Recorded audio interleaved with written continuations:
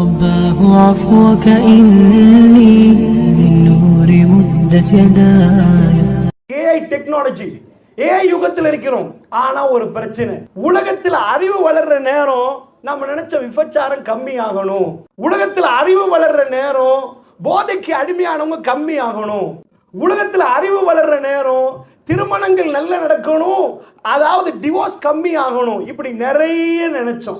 ஆனா நடக்கிறது அதுவா அல்லது இன்னொரு பக்கமா? அன்றைக்குள்ள மனிதனை விட இன்றைக்குள்ள மனிதன் மிருகமாகி விட்டான்றாங்க. அதிகமா பேசுறாங்க. மத்திட்ட திட்ட அப்படின்னுவார்கள். போதைக்கு ஒரு முற்றுப்புள்ளி வைப்பதற்காக வேண்டி பல திட்டம் தீட்டப்பட்டது. உலகம் என்ன நினைச்சுட்டா, மூளை டெவலப் ஆனா மனித குலம் நல்ல நேர்மையா சிந்திப்பாங்க, நல்லவர்களாக மாறிடுவாங்க.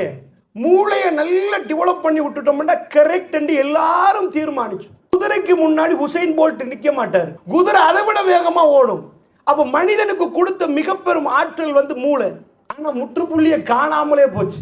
போதை பெரிய அளவுக்கு. அன்றைக்கு சிகரெட், அதாவது சிகரெட் கேன்சர் உருவாக்கும் என்று போட்டார்கள். இன்றைக்கு இமேஜ போட்டே காட்டுறாங்க, எப்ப கேன்சர் இதாம்பா. இந்த அறிவு டெவலப் ஆன, அதாவது எல்லாரும் அன்றைக்கு 6ஆம் ஆண்டு 8ஆம் ஆண்டு SSC இவ்வளவுதான். இன்றைக்கு அட்வான்ஸ் லெவல் டிகிரி என்று போன மனுஷன் இந்த தீமையில ஈடுபடுறானான்னு கேட்டீங்கடா, தன் நேர காலங்கள்லாம் அநியாயமா செலவழிக்கிறானான்னு பாத்தீங்கடா, தப்புல ஈடுபடுறானா கூடிதான் இருக்கு. பிரச்சனை எங்க? சகோதரிகளே, தாய்மார்களே, உண்மையாக எனக்காக துவா செய்யுங்கள். தாவா களத்திலே, அதாவது வல்லாஹி உங்க முன்னாடி நான் இன்றைக்கு நின்று பேசியது மிகவும் கஷ்டத்தோடு. அதாவது ஏனென்றால் அல்லாஹ்வுடைய நல்லடியார்களை நான் நோய்வாய்ப்பட்டதுக்கு பிறகு நான் கொஞ்ச நேரம் தான் பேசுவேன் என்று சொன்னேன்.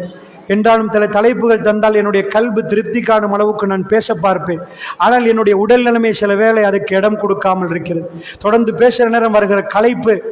வரலாறு பின்னணியிலிருந்து இந்த பலஸ்தீனத்தை நாம் பார்க்கலாம்னு நினைக்கிறேன். யாரை பின்பற்றான்? யூத கிறிஸ்தவர்களை பின்பற்றிட்டு மஸ்ஜிதுல் அக்ஸா வெற்றி கொள்ளப்படும் என்றால் அது எப்படி? அஸ்ஸலாமு அலைக்கும் வரஹ்மத்துல்லாஹி வபரகாத்துஹு. அல்ஹம்துலில்லாஹ் இன்னல் ஹம்தலில்லாஹி நஹ்மதுஹு வ நஸ்தஈனுஹு வ நஸ்தக்ஃபிருஹு வ நு'மினு பிஹி வ நதவக்கலு அலைஹி வ நஊது பில்லாஹி மின் ஷுரூரி அன்ஃபுஸினா வ மின் ஸய்யிஆத்தி அமாலினா மை யஹ்திஹில்லாஹு ஃபலா முضில்ல லஹு வ மை யுضللஹு ஃபலா ஹாதிய லஹு. وأشهد أن لا إله إلا الله وحده لا شريك له وأشهد أن محمدا عبده ورسوله أما بعد. எல்லாம் அல்ல அல்லாஹ் ஜல்ல ஷானுஹு வ தஆலாவை போற்றி புகழ்ந்து நபிகள் நாயகம் ஸல்லல்லாஹு அலைஹி வஸல்லம் அவர்கள் மீது ஸலவாத்தும் ஸலாமும் சொல்லி ஆரம்பம் செய்கின்றோம். அல்ஹம்துலில்லாஹ், அல்லாஹ் ஜல்ல ஷானுஹு வ தஆலா ஒரு சிலர்களை தெரிவு செய்கிறான். அவனுடைய பாதையில் பணிபுரிவதற்கு அவர்களை அல்லாஹ் தெரிவு செய்ததற்காக ரப்புல் ஆலமீனுக்கு அவர்கள் நன்றி செலுத்துகிறார்கள். அந்த மாதிரியான ஒரு நிகழ்வில் நாம் எல்லாம் இப்பொழுது பங்கேற்றிருக்கிறோம். இந்த நேரத்தில், இந்த நிகழ்ச்சிக்கு எனக்கு அழைப்பு தருகிற நேரத்தில் என்ன பேச வேண்டும் என்று கேட்டேன். சோசியல் மீடியா என்று சொன்னார். போனே வச்சுட்டோம். சோசியல் மீடியாண்டா என்ன பேசுறது? சோசியல் மீடியால நன்மையும் பேசலாம், தீமையும் பேசலாம். ஆனால் சோசியல் மீடியா என்று தலைப்பு தருவது, பொதுவாக சோசியல் மீடியா என்று சொன்னாலே நமக்கு தீமை தான் ஞாபகம் வரும். சமூகத்தில் ஏற்பட்ட பிரச்சனைகளுக்கு சோசியல் மீடியா காரணம் என்று சொல்லுவோம். அநேகமான விஷயங்களை நாம் கோடிட்டு காட்டுவோம். நன்மைகள் நிறைய நடந்திருந்தாலும் அவைகள் எங்க மைண்டுக்கு உடனே வராது. அதனால இந்த பிரச்சனைக்கு குறுகிய நேரத்தில் பேசணும். எனக்குள்ள பிரச்சனை என்னடா, பேசுறது இல்லை. இந்த 15 நிமிஷத்துல பேசுற மாதிரி ஒரு கஷ்டம்.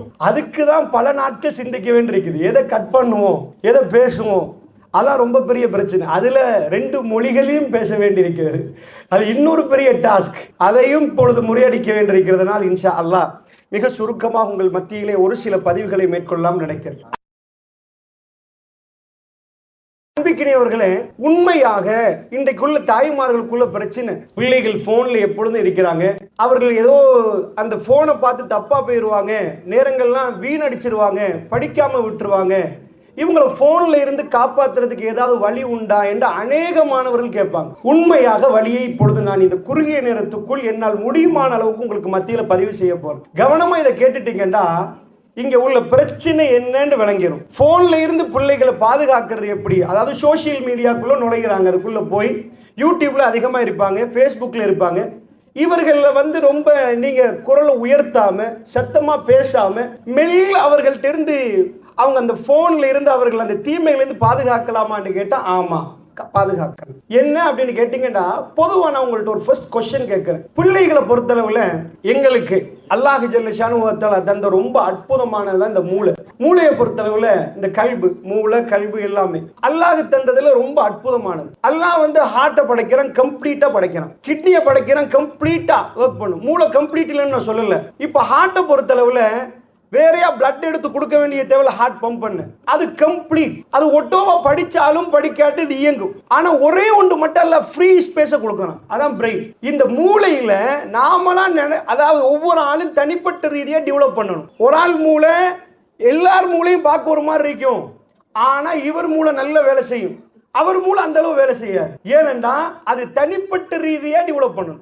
டாக்டர்கிட்ட போய் கேட்டா டாக்டர் ஹார்ட்டை விட பேஷண்ட் ஹார்ட் சில வேலை நல்ல வேலை செய்யும், டாக்டர் கிட்னியை விட பேஷண்ட் கிட்னி நல்லா இருக்கும். படிப்புக்கும் அந்த கிட்னிக்கும் சம்பந்தம் இல்லை.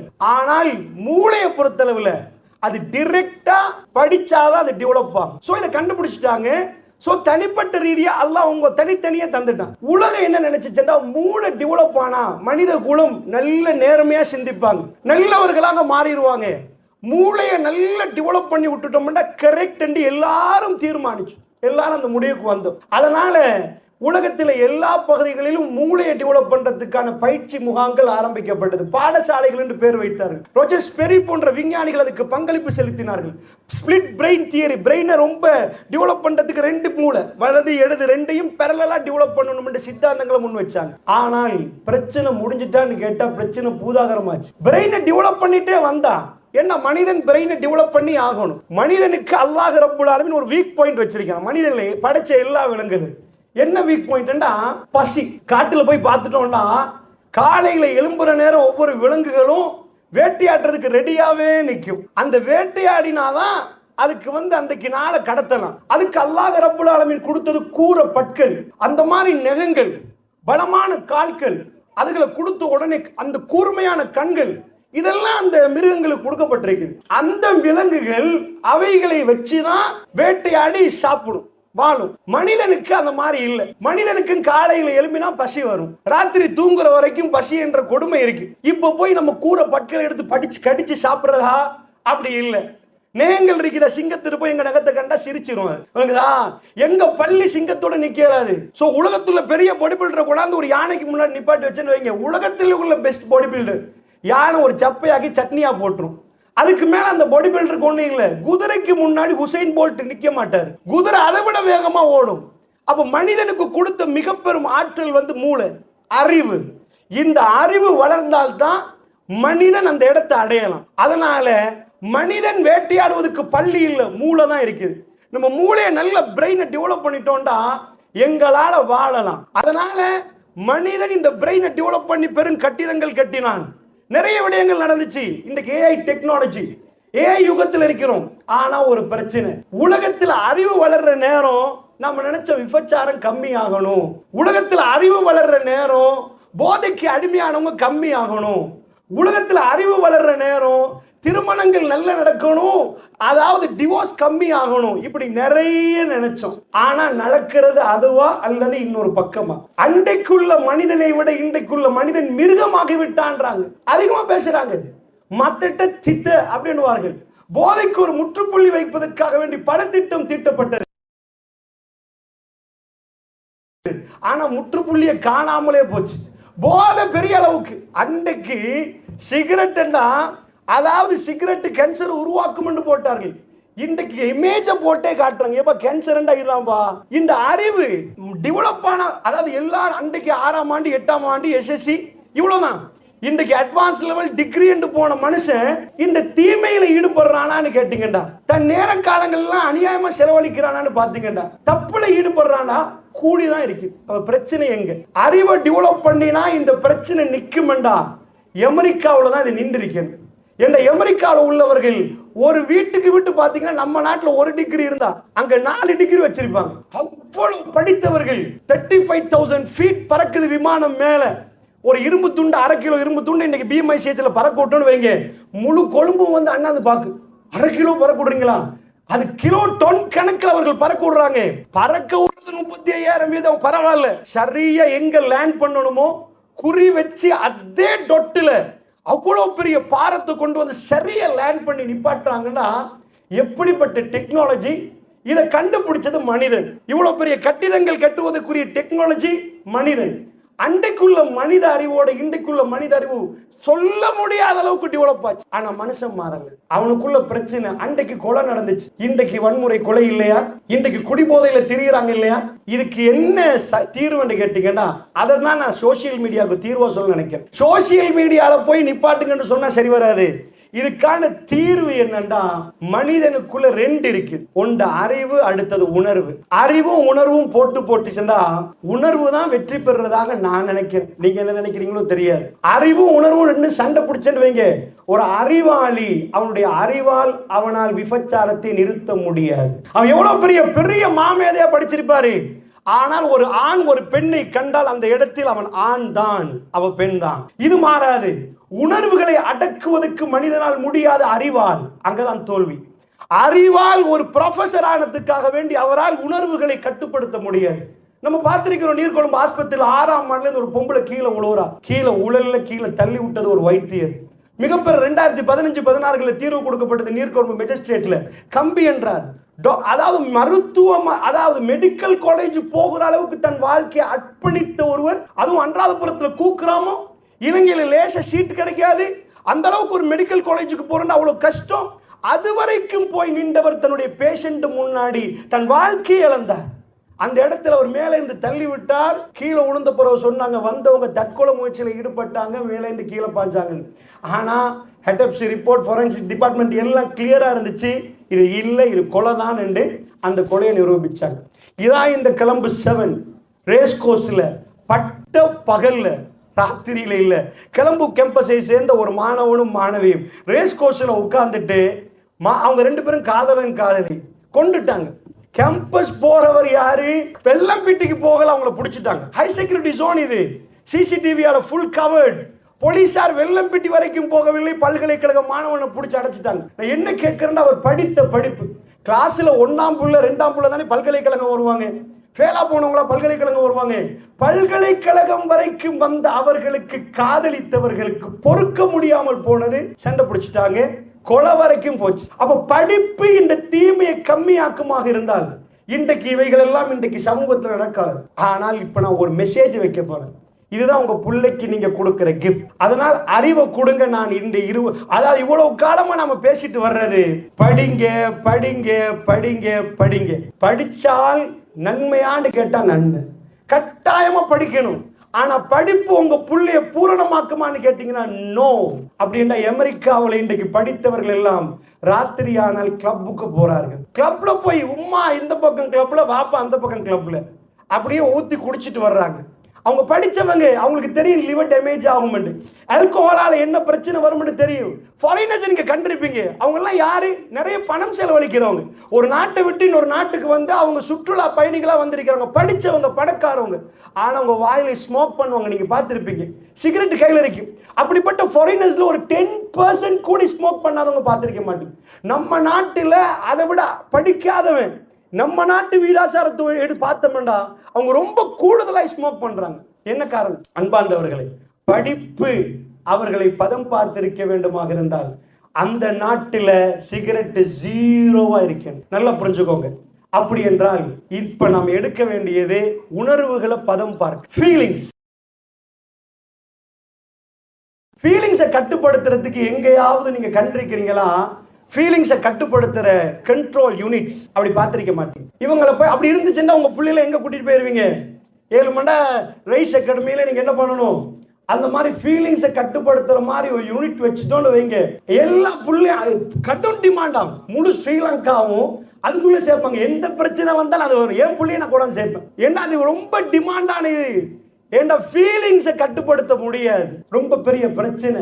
ஏனென்றா முதல்வர்கள் அதாவது ஒரு பாடசாலையுடைய முதல்வர் தப்பு செய்கிற நேரம் எப்படி அவருக்கு ஃபீலிங்ஸை கண்ட்ரோல் பண்ணலாம், நேரம் மாணவ மாணவிகள் எப்படி கண்ட்ரோல் பண்ணுவாங்க? வீட்டில் உள்ள வாப்பாவுக்கு இன்றைக்கு கட்டுப்படுத்த முடியலண்டா எப்படி தம் புள்ள கட்டுப்படுத்தும்? படிக்கலாம், 2 பேருக்கும் பட்டம் பெறலாம், டிகிரி ஹோல்டர்ஸா மாறலாம்.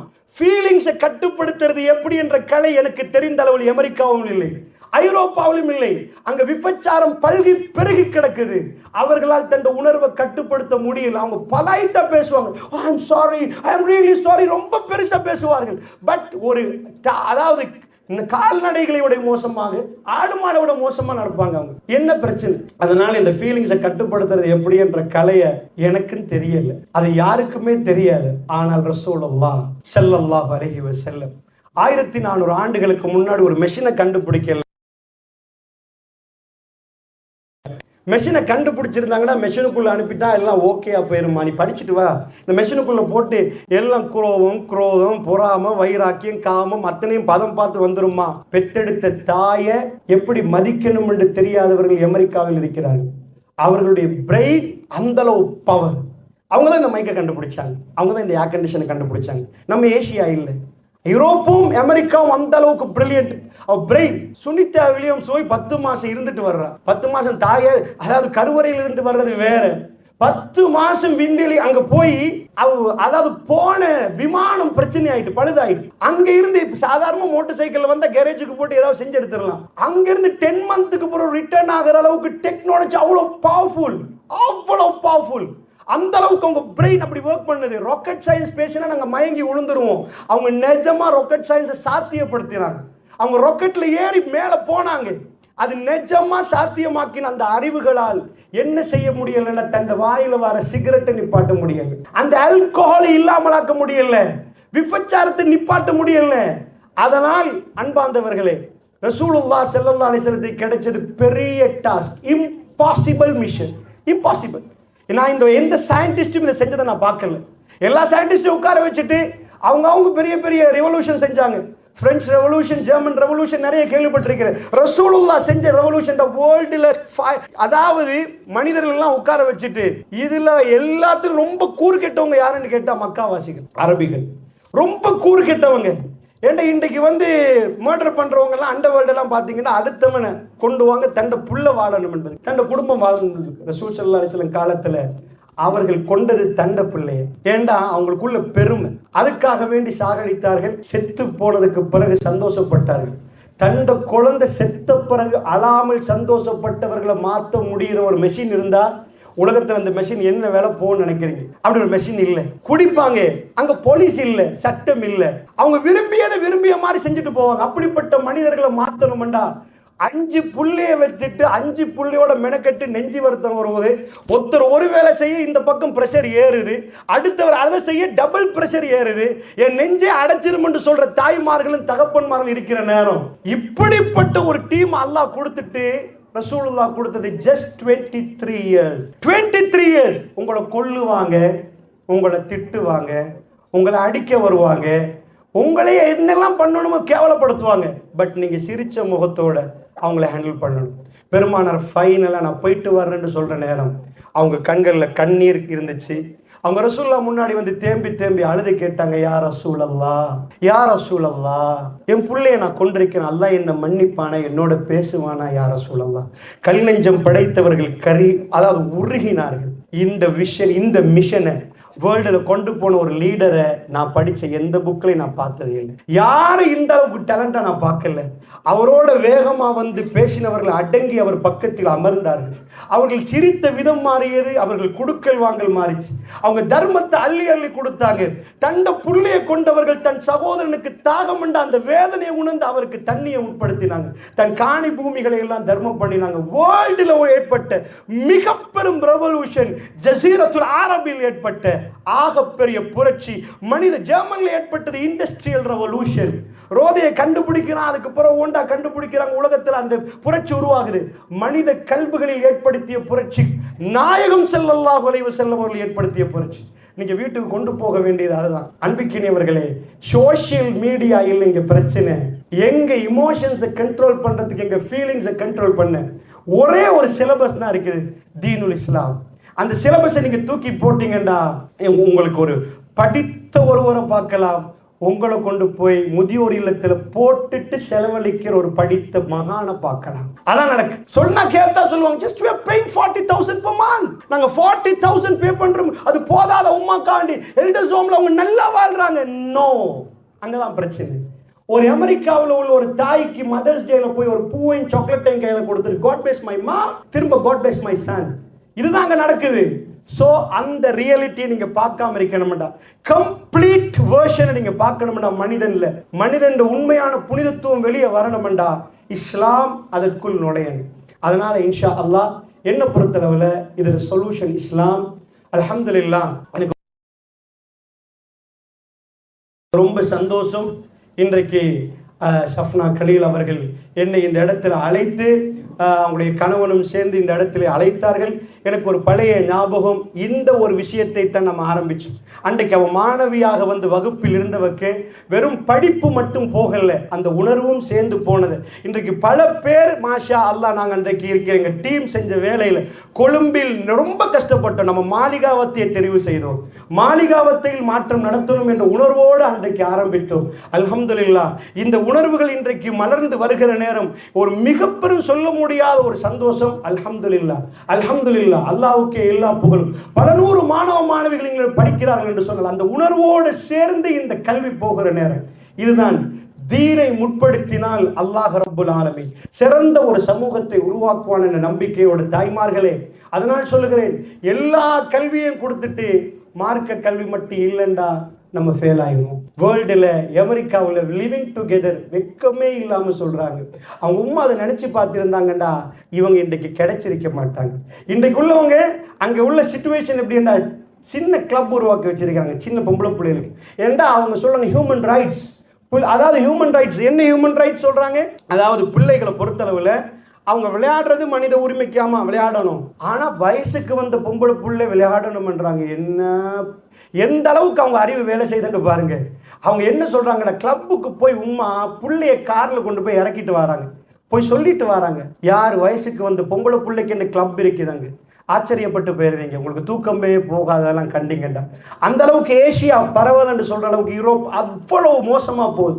இறக்கிட்டு சொல்லுவாங்க, don't be pregnant, take your safety precautions, be careful, enjoy your self. என்ன சொல்றாங்கன்னு புரியுது அவங்களுக்கு. அதனால் அன்பார்ந்தவர்களே, உலகத்தின் அடுத்த பக்கம் மிக மோசமாக இருக்கிறது.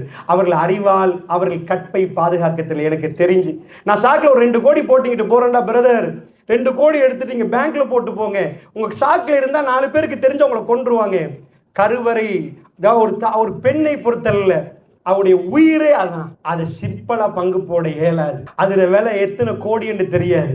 அதில் ஒரு ஜனாதிபதி பிறக்கலாம், ஒரு பிரதமர் பிறக்கலாம், ஊருக்கே தீர்வு சொல்லக்கூடிய ஒரு பிறக்கலாம். அதுல பெருமதி தெரிந்த ஒரு பெண் பல்கலைக்கழகத்துக்கு போய் ஒரு மரத்துக்கடியில் அதை சாதாரணமாக பகிர்ந்து கொள்ள மாட்டார்.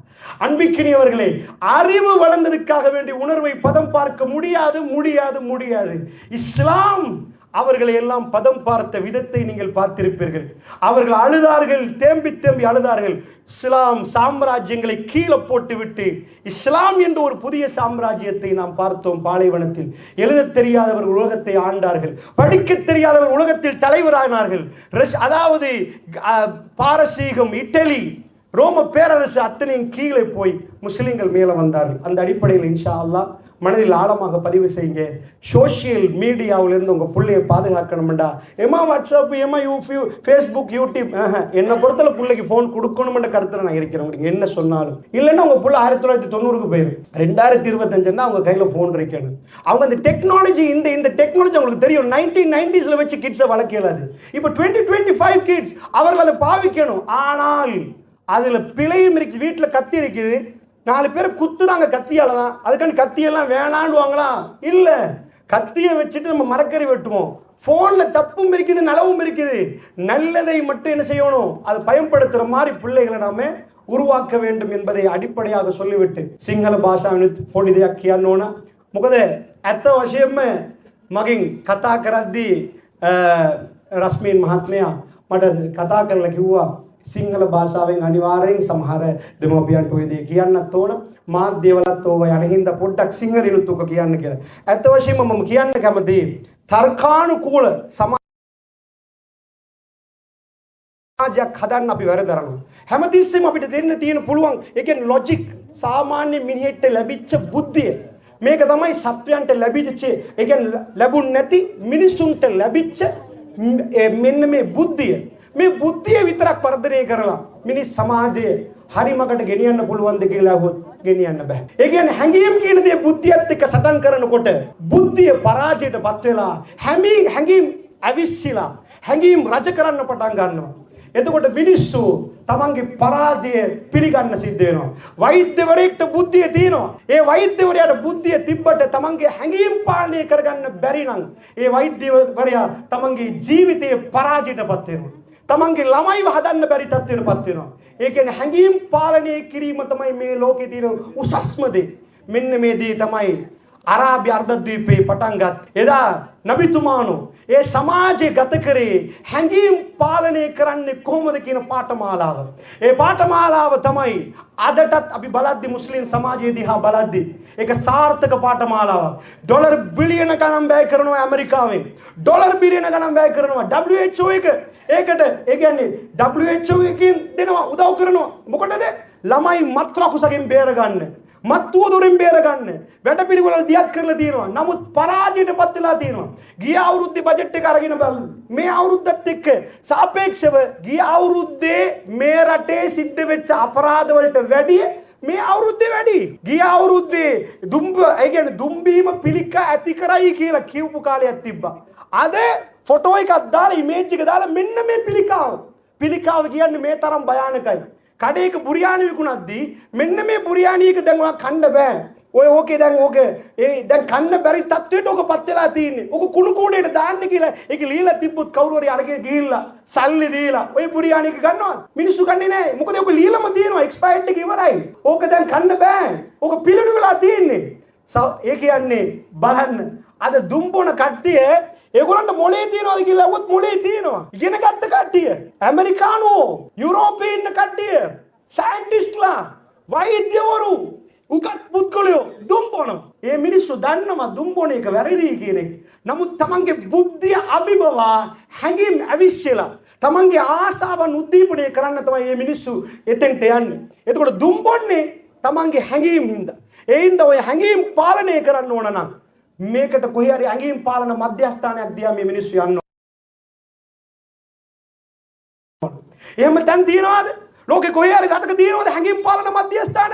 තමන්ගේ ළමයි හදන්න ඔතනට ගිහිල්ලා දැම්මයින් පස්සේ ළමයි හැඟීම් පාලනය කරගන්න පුළුවන් තත්ත්වයක් තියනවාද කියලා අහුවොත් එහෙම තැන් නෑ ලෝකේ. එහෙම තැනක් තියනවායි කියන්නේ. උතුම් දේව දූතෝ මුහම්මද් සල්ලල්ලාහු අලයිහි වසල්ලම් තුමාණෝ තමන්ගේ ඉස්සරහා තියාගත්ත මිනිස්සු කවුද? අරාබි අර්ධද්වීපයේ කියන්නේ මේ ලෝකේ. මම මුස්ලිම් වුණාට මම කියන්න ඕන සත්‍යය එලිපිටම.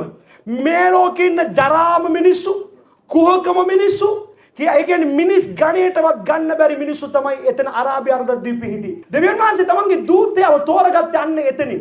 ඒක තෝරගන්න එතෙන්ට තෝරගන්න දෙවියන් වහන්සේ තමන්ගේ දූතයව තෝරගන්න එතෙන්ට හේතුවක් තියෙනවා. ඒ කියන්නේ මේ මිනිස්සු හදන්න පුළුවන් නම් ඇමරිකානුවන් ඊසි. හරිම ලේසි. ඒ කියන්නේ ලෝකෙ පන්තියේ ෆේල් වෙච්ච ළමයාව පාස් කරන්න පුළුවන් නම් ඒ ළමයා පළවෙනියව කරන්න පුළුවන් නම් පළවෙනියට උගන්වන්න ඕන වෙන්නේ නැහැ. අන්තිමයා පළවෙනියා උණයි කියන්නේ එතෙන්දී ඒ ගුරුවරයා සාර්ථකයි කියන දේ. දෙවියන් වහන්සේ බුද්ධිමත් ප්‍රජාවකට තමන්ගේ දූතයව යවුවේ නැහැ. අන්තිම දූතයව යවුවේ දෙවියන් වහන්සේ කාටද? කාත් එක්කද කතා කරේ. ඒ කියන්නේ මිනිස්සුන්ගේ මිග අපිට කියන්න බැරි. ඒ කියන්නේ පහත් ගෝත්‍රික මානසිකත්වයක් තියෙන තමන්ගේ ළමයාව මරලා සන්තෝෂ වෙන්න පුළුවන්. ඒ වගේ ජාතියකට දෙවියන් වහන්සේගේ දූතය ආවේ පොල්ලක් අරගෙන නෙමෙයි ගහන්න. තමන්ගේ අතේ පොල්ලක් තියාගෙන නෙමෙයි මිනිස්සු මේව කරේ. තමන්ගේ හිනාවෙන් ඒ මිනිස්සු දිහා බලාගෙන ඒ මිනිස්සු තම දෙවියන් වහන්සේගේ දූතයට කෑ ගහලා මරණවයි කියලා කියද්දි තමන්ගේ හිනාවෙන්ම අවුරුදු 23ක් මේ ලෝකේ ඉතා විශාල විප්ලවයක් කරා. මම දන්න තැනට ජර්මනුවෝ කරපු විප්ලවයට වැඩිය ෆ්‍රෙන්ච් රෙවොලූෂන් එකට වැඩිය මිනිස් සංහතියට සිද්ධ වෙච්ච විශාලතම විප්ලවය තමන්ගේ හදවතට දැනෙන්න කරපු විප්ලවය තමයි අරාබි අර්ධද්වීපයේ සිද්ධ වෙච්ච විප්ලවය. ඒ විප්ලවයට නායකත්වය දුන්නේ මුහම්මද් සල්ලල්ලාහු අලයිහි වසල්ලම් තුමාණන්. මම ආදටත් විශ්වාස කරනවා. අපි කතා කරලා මයික් එක අල්ලලා මේ රටේ මිනිස්සු ඔය මත්වල කුසගෙන් බේරගත්තයි කියලා කිව්වොත් ඒක වැරදි. අපි මේ තරම් කෑ ගහලා කතා කරලා ඩොලර් බිලියන ගණන් WHO එකෙන් තව සංවිධාන වලින් ලෝකේ පුරාම ඔය මත්වල කුසගෙන් අපේ ළමයි බේරගන්න වියදම් කරාට අවුරුද්දෙන් අවුරුද්දක වැඩි වෙනවා. බුද්ධිය වර්ධනය වෙනවා. හැඟීම් ඇවිස්සෙනවා. ඒකට අවශ්‍ය කරන ටූල් එක මේ සමාජගත වෙලා තියෙන්නේ. ඕන කරන YouTube එක ඕනද, Facebook එක ඕනද? එදා නැති ටූල් අද මේ සමාජගත කරලා හැඟීම් ඇවිස්සෙන විදියට මේ ළමයි ඒ පිටිපස්සෙන් යන තරමට ඒවා හදලා තියෙන්නේ. බුද්ධිය වර්ධනයත් සමගම හැඟීමුත් වර්ධනය වෙන තත්ත්වයටපත් වෙලා තියෙන්නේ. මෙන්න මේක ආරක්ෂා කරගන්න ඕනේ මේ ළමයි.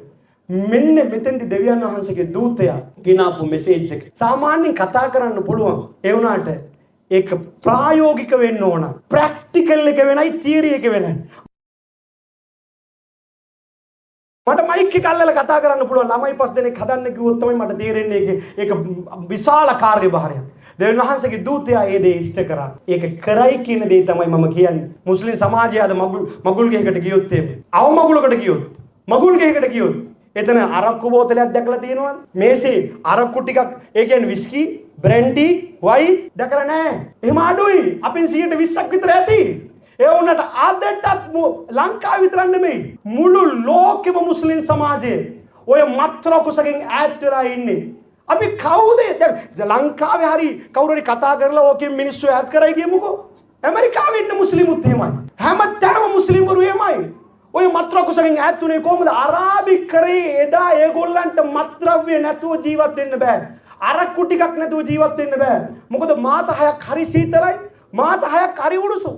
හරි උෂ්ණත්වයක් තියෙන ඒ රට. ඒ මිනිස්සු රැට තමයි ට්‍රැවල් කරන්නේ. එතෙන්දී පොඩි අඩියක් ගහලා කවියක් කියලා අන්න එහෙම තමයි මේ මිනිස්සු ජීවත් උනේ. එහෙම ජීවත් වෙච්ච මිනිස්සු ඒකෙන් එක වචනයයි දෙවියන් වහන්සේ කිව්වේ. එක වචනයයි. එක වචනයකින් ඕක නැති කරා. ඒක හාස්කමක්. මම දන්න තරමට අරාබි කරේ 0% ඇල්කොහොල් නැති කරලා ධම්ම දෙවියන් වහන්සේගේ දූතයා.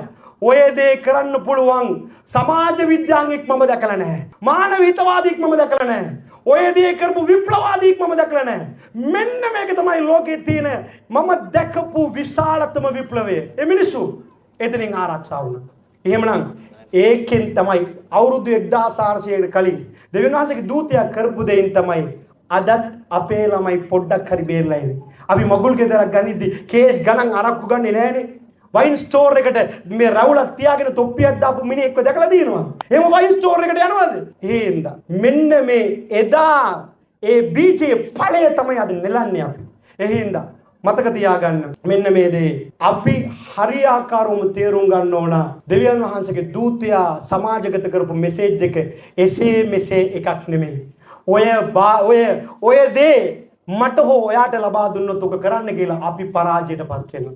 ඒ මිනිස්සු දිහා දෙවියන් වහන්සේගේ දූතයා ලස්සනට ඔය ඕදෙන දීලා ඒ ආකාරයට මේ මිනිස්සුන්ගෙන් කොහොමද ඇල්කොහොල් වලින් අරක්කු වලින් මිනිස්සු ආරක්ෂා කරගන්නේ? ඒ දේ තාමත්ම විස්මිත විදියට දෙවියන් වහන්සේගේ දූතයා සමාජගත කරා. අන්න ඒ පරිවිඩය තමයි මම දෙන්න කැමති. ඉස්ලාම් ධර්මය කියන්නේ ඒ පාඨමාලාව තුළට ඔබ ඇතුල් වෙද්දී ඔබේ හැඟීම් පාලනය කරගන්න පුළුවන්. බුද්ධියෙන් පාලනය කරන්න බැරි හැඟීම් පාලනය කරන්න පුළුවන් එකම තැන இஸ்லாம் ධර්මය කියන දේ මම මේ අවස්ථාවේ මතක් කරන්න කැමතියි. இறுதியாக ஒரே ஒரு விஷயத்தை சொல்லி முடிக்கிறேன். அன்பான தாய்மார்களுடைய நேரம் கடந்து போகிறது. இன்னும் ஒரே ஒரு விடயத்தோடு நான் முடித்துக் கொள்கிறேன். நன்றாக புரிந்து கொள்ளுங்கள் தாய்மார்களே. மிக கவலையான ஒரு நிலைமை. அதாவது அநேகமான தாய்மார்கள் நீங்கள் ஆசைப்படக்கூடிய ஒரு விடயம் தான் உங்களுடைய பிள்ளைகள் உங்களோடு நல்ல முறையில் நடந்து கொள்ள வேண்டும் என்பது. அதனால் நிறைய நான் பெற்றார்களை பார்க்கிறேன், படிப்பில் மிகுந்த நம்பிக்கை வைத்திருக்கிறார்கள்.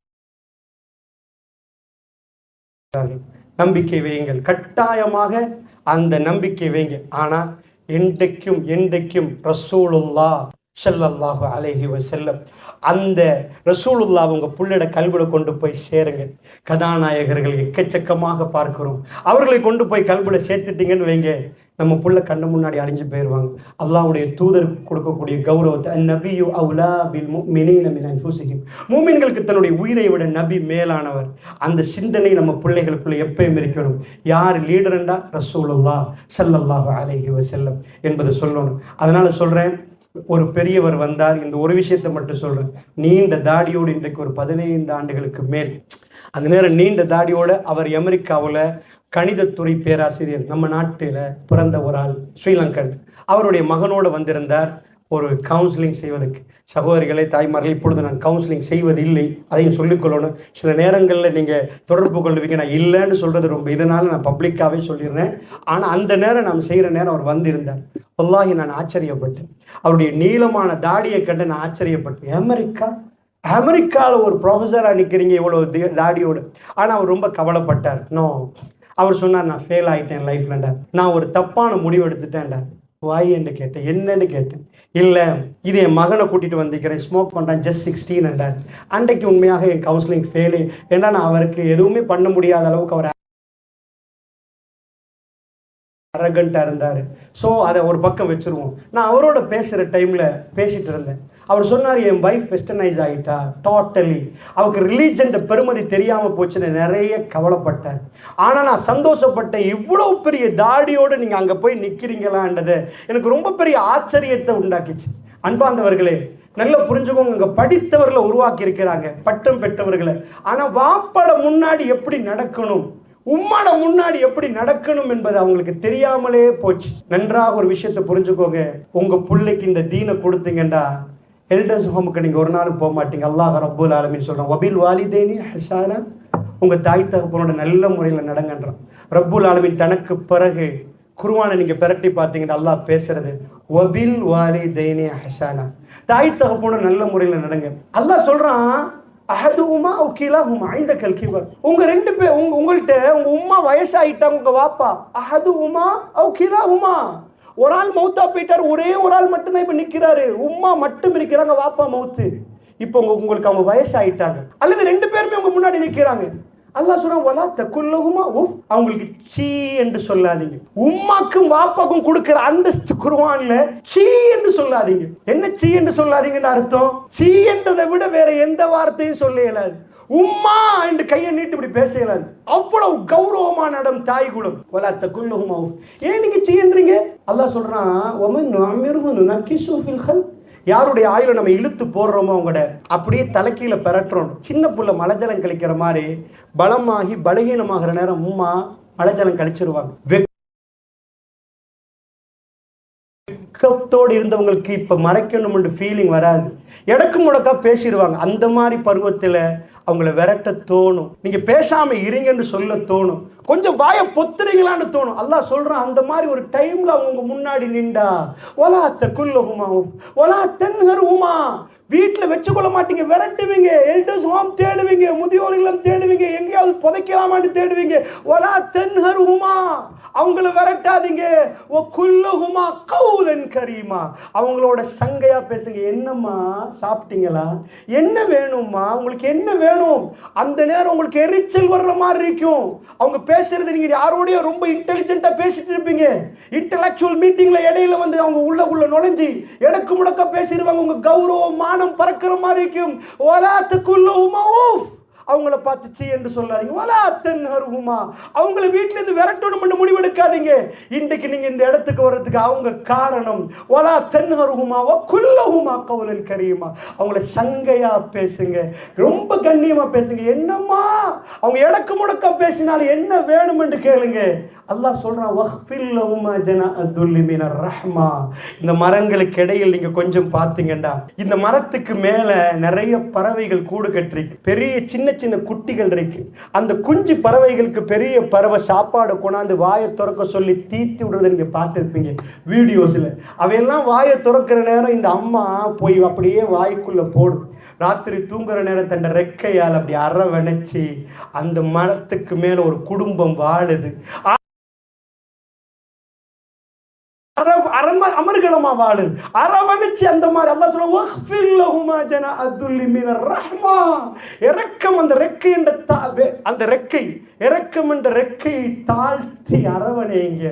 உங்க தாய நீங்க குடும்பம் இப்ப அவங்கள தூக்கி வீசிட்டு நீங்க சிரிக்க போவாதீங்க.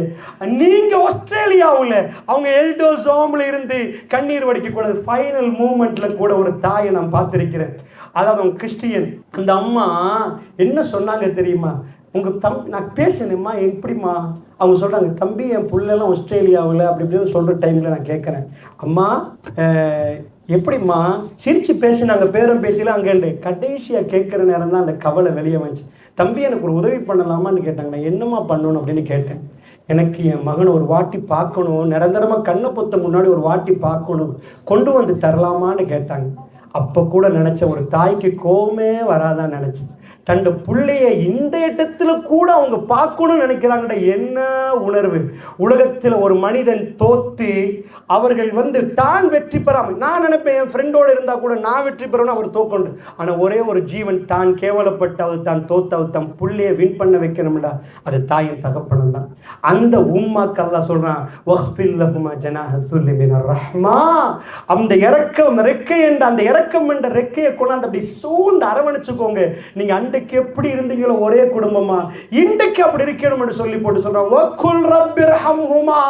இதை சொல்லுவதற்கு தான் நான் சொன்னேன், பிள்ளைகளே கேளுங்க, அல்லாஹ் சொல்லித்தானே. இதை அப்படியே சொல்லிட்டு வந்து வக்குல் ரப்பிர்ஹம்ஹுமா சொல்லுங்கள் என்கிறான் அல்லாஹ். ரப்பிர்ஹம்ஹுமா, அந்த ரெண்டு பேருக்கும் இரக்கம் காட்டிறியா அல்லாஹ்.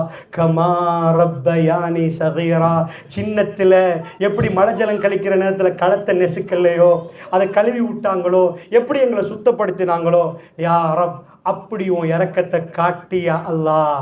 வேர்ல்டுக்கு இந்த மெசேஜை சொல்றது இஸ்லாம். அமெரிக்கன்ஸ் அவங்க படித்து சல்லி வச்சிருப்பாங்க, பட் அவங்களுக்கு உம்மாவுக்கு எப்படி நல்ல நன்றி செலுத்தணும் என்று தெரியாது. பட் குர்ஆன் எப்படி இதை டிசைன் பண்ணிருக்கிறது என்பதை மெசேஜை வச்சு உங்கள் பிள்ளைக்கு நீங்கள் குர்ஆனை கொடுக்குறீங்களா, மார்க்கத்தை கொடுக்குறீங்களா, அந்த டிசிஷன் அப் டு யூ. இன்ஷா அல்லாஹ். அல்லாஹ் ஜல்ல ஷானுவத்தரின் பேச்சில் பிள்ளைகளை மன்னித்தல் புரிவானாக. வா அஹ்தல் அல்ஹம்துலில்லாஹி ரப்பில் ஆலமீன். அஸ்ஸலாமு அலைக்கும் வரஹ்மத்துல்லாஹி வபரகாத்துஹு.